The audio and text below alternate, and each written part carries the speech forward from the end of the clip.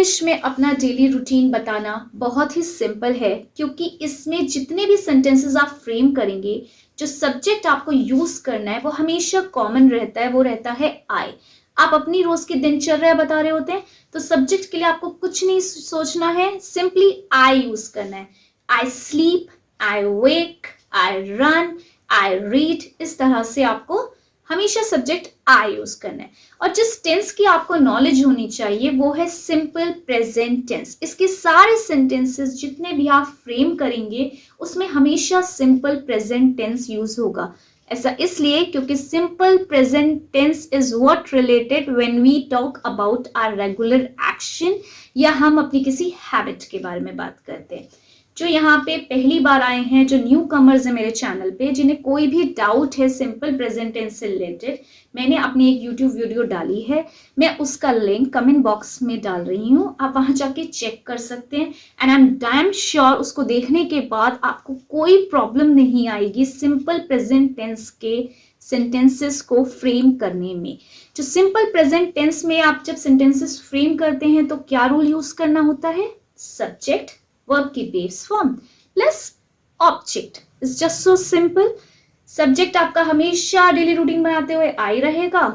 आई को हमेशा प्लूरल माना जाता है, ना एस लगाना ना ई एस लगाना है। वर्ब की बेस फॉर्म यूज करते चले जाना है, और जो भी आपकी एक्टिविटी है वो आपको बता देनी है। ये जो वीडियो है वो उन लैंग्वेज लर्नर्स के लिए भी बहुत ज़रूरी है जिनके पास ग्रामेटिकल नॉलेज भी सारी है, वोकैबुलरी भी बहुत अच्छी है, लेकिन फ्लुएंसी के इश्यू हो रहे हैं। तो वो क्या कर सकते हैं, जब भी रात को आप सोने जाएं, आप जो भी सुबह से शाम तक की एक्टिविटी करते हैं उसे अपने माइंड में एक बार रिकॉल कीजिए, उसे बोलिए। उसे डेली बोलने से धीरे धीरे धीरे धीरे आपके टिप पे जो फ्लुएंसी होगी ना वो थोड़ी सी इम्प्रूव होगी। करके देखिएगा, मैं गारंटी ले सकती हूँ इससे आपकी फ्लुएंसी ज़रूर इम्प्रूव होगी। कोई भी चीज़ ऐसे नहीं आती है, हमें बहुत बार उसकी प्रैक्टिस करनी पड़ती है तब आती है। बेसिक से एडवांस लेवल तक जाना है तो उसके लिए मेहनत तो करनी पड़ेगी। हार्ड वर्क इज अ की टू सक्सेस। चलिए अपनी वीडियो में मूव करते हैं आगे। मैं आज आपके साथ अपना नॉर्मल रूटीन शेयर कर रही हूँ। आप लोग उसमें कुछ भी आप लोग करते हो तो ऐड कर सकते हैं, कुछ नहीं कर सकते हो तो आप हटा सकते हैं। जैसे मैं कहूँ, मैं वीक डेज पे सुबह 6 बजे उठती हूँ, एंड वीकेंड्स में मैं थोड़ी सी आलसी हो जाती हूँ तो मैं 9 बजे उठती हूँ। वीक डेज कौन से होते हैं? Monday to Friday. वीकेंड्स होते हैं सैटरडे एंड संडे। तो मैं कैसे कहूँगी? I usually wake up at 6 a.m. on weekdays, but on weekends I wake up at 9 a.m. समझ में आया? I यूज किया मैंने अपने लिए, फर्स्ट फॉर्म यूज करनी थी तो मैंने wake यूज किया।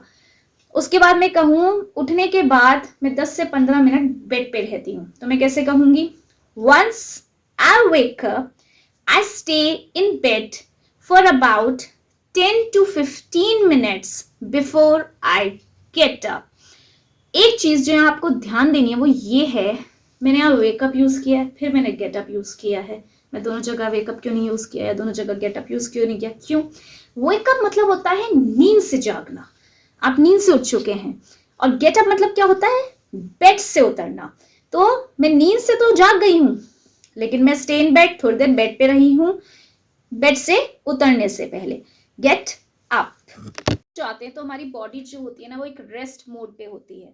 अब उसे एक्टिवेट करने के लिए, उसमें कुछ एनर्जी डालने के लिए हम अलग अलग तरह से एक्टिविटीज करते हैं। जैसे कुछ लोग अपने आप को स्ट्रेच करते हैं, कुछ लोग अपने हाथ पैर दबाते हैं। तो मेरी एक हैबिट है, मेरे रूम में मेरे बेड के साइड हमेशा केटल पड़ी रहती है, तो मैं गर्म पानी पीती हूँ। तो मैं ऐसे क्या कहूँगी? Right after waking up I drink warm water.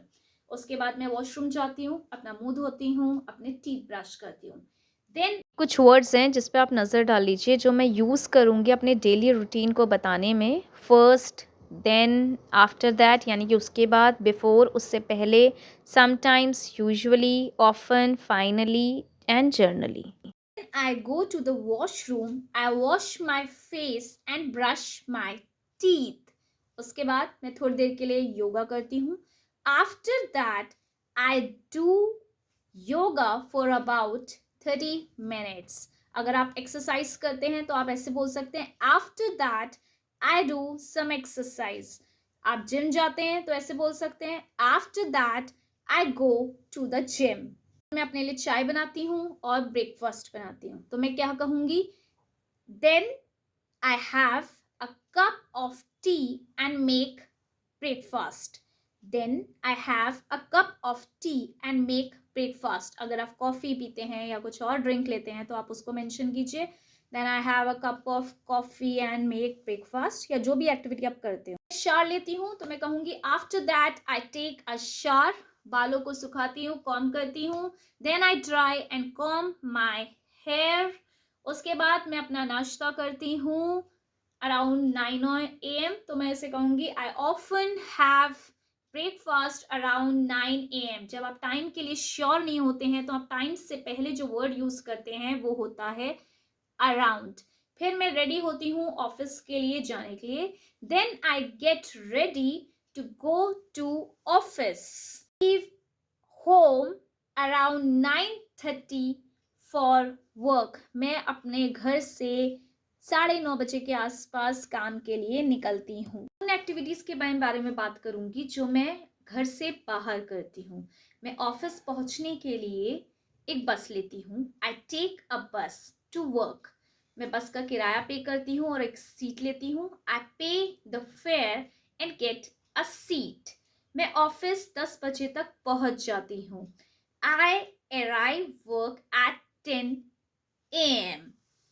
Office पहुंचने पर सबसे पहले अपने मेल्स चेक करती हूँ।